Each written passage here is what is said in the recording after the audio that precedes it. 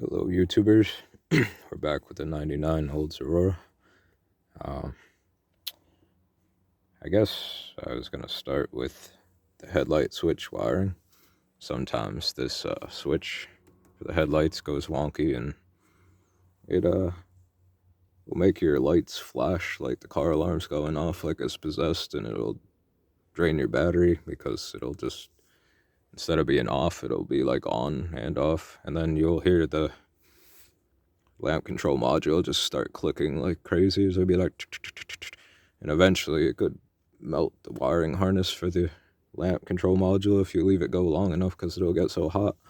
But luckily I was able to find that the first day and ended up just disconnecting the battery because it was in the middle of the night. So anyway, I found a workaround to keep the whole system stock if you wanted to just basically bypass the switch, put a new switch in. And this is the new switch. It's a toggle switch. It's a 3-position switch. And I got the ones with the 3 poles on the back. So anyway, here's a picture of the diagram. If it'll focus. There we go. And you can see the headlight switch is right here. And basically you got the headlight switch. It says it's white in here, but on my car it's yellow. The parking lamps is the gray-black wire. This brown wire is like a return loop to ground. So here's the park switch, headlight switch, and then it goes to ground, which is black-white. And so basically what I did is I connected these two grounds together, the black, white, and the brown, since I rewired it. So basically what I did is, you can see right back here, right there is the headlight switch that goes to the rotor. If you take it all apart, you'll figure it out. But so basically the yellow here would be your headlight power. The black, white is ground. That's the brown, it's like a light brown. And this is the gray black for the parking lamps. So you got headlight power, parking lamp power, ground, and then return to ground. So I guess that's for the lamp control module to see that everything's not shorted out. So that's how so basically I took the black and looped it together with the brown and the black white, tied that together. I ran these extra wires to make it longer so I could reach the toggle switch, but I basically cut it about halfway down the column and leave the pins in the harness. So, and then I did the blue connected to the gray-black for the parking lamp on, and then I did the red was the headlight power on. So when you leave this in the middle, which would be the neutral, since I connected all the grounds like to the lamp module, I kept that in the sequence. So lamp control module functions as stock. So basically when the light sentinel up there senses that it's dark out, if it's in the neutral position, it will automatically turn on the headlights. You can manually turn on the headlights if in this case I flip it down, and then I can put it back to neutral and off. So this, you won't be able to turn the headlights off. You would have to bypass the automatic light sentinel that would turn it on once it gets dark to do that. But I wanted it to be stock, so I didn't have to worry about turning my lights on. So this way it keeps it automatic. It'll just turn on like it used to do. And then if you just want to manually turn on the parking lamps, you could just flip it up. But if it's dark out, the headlights will be on automatically. So that's just one way to bypass it, because these will just fail, and even if you try and fix it, it won't really work. It'll just short out internally anyway. And I guess if you were going to replace the whole multi-lever switch, for some reason it's this bolt and this bolt up top, and it's an E6. Oh, it's up here. It's an E6, and you might want to make sure you get the deep one, because it's just helpful, especially to get the bottom trim panel. So for this one, you got 5 holes. This goes on like this underneath the piece, and you got the 3 down there, and then the 2. The 2 on the very back side in those 2 corners, which would be those are the hard ones to get. They'd be like back up in here.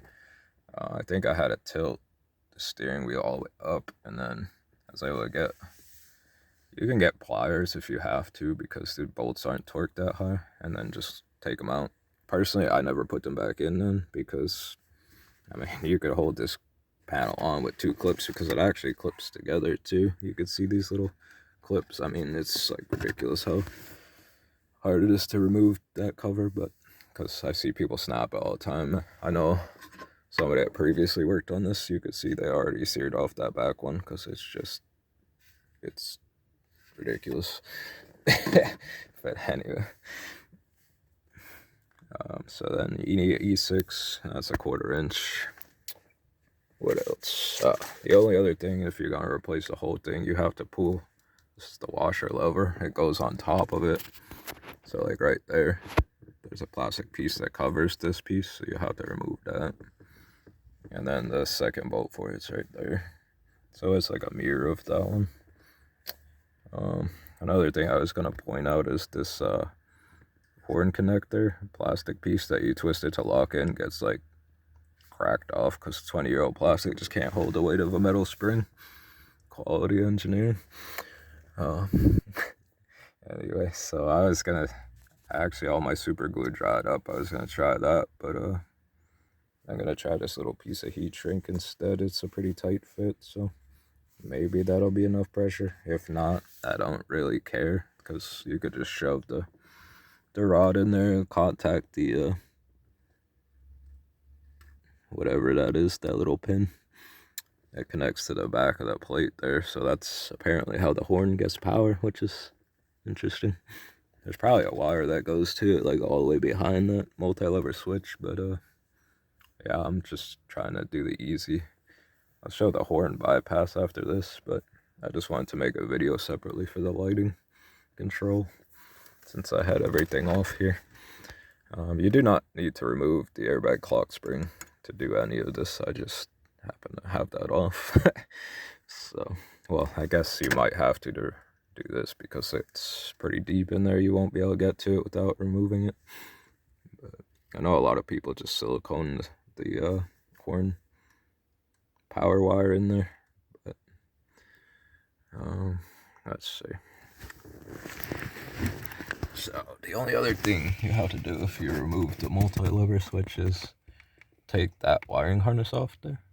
I believe it's a 5/16 bolt, and I believe it's the left side little harness there that controls the switch. So once you pop that out, the whole brick will come out in one piece, and then there's 2 separate harnesses on each side that disconnect. So I believe when you have the pins facing you, you take a little flathead and you just pull apart. You'll see there's a little tab for it that releases it, and I believe it goes through towards the pin side to pull it out, so that it can't come loose the opposite way. And yep, that's how you would remove that. And as far as this accessory panel,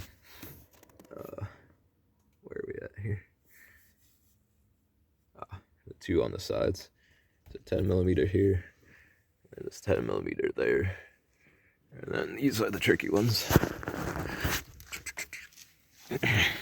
You got 10mm here, and a 10mm back there, which requires pulling these panels loose. That's why I have mine hanging right now, because I removed that trim to get at the wiring harness, because I was doing the clock spring. So I guess if you wanted to take the clock spring, I should have thought of that. But oh, this is the light bulb. You have to take that out of the trim piece, and this out of the trim piece as well. But the airbag harness is down here. You just press this in and slide it out. And let's see. Yep.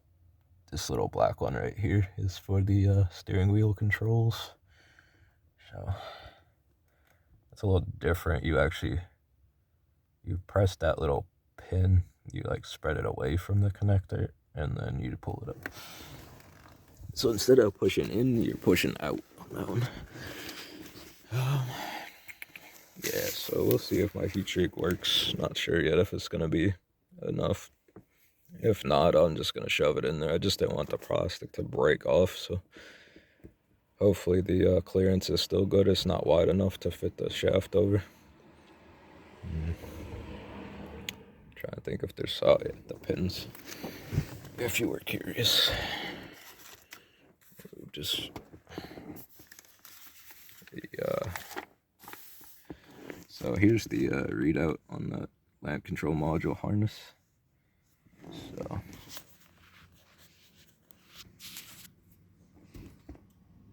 those are the wires. You got the headlight, white, gray, black, parking lamp, brown, headlight switch return, black, white, brown. So basically these two are both grounds for my example. And that's pretty much it.